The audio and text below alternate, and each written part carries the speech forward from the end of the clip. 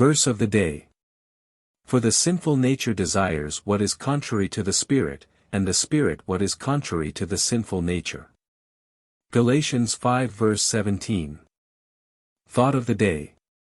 The objection to sinful pleasures that has always been characteristic of the true saint is at bottom simply a protest against the degradation of our human emotions.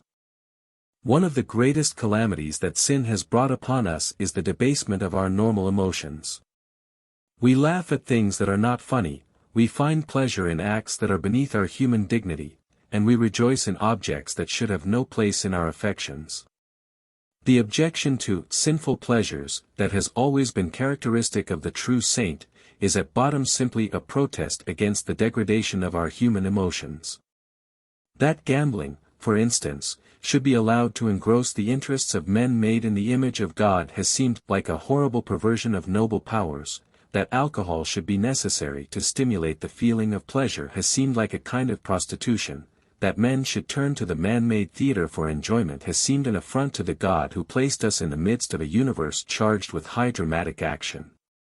The world's artificial pleasures are all but evidence that the human race has to a large extent lost its power to enjoy the true pleasures of life and is forced to substitute for them false and degrading thrills. Prayer of the day. Take away our love of man-made enjoyment, Father, and replace it with a love for the true pleasures of life. Amen.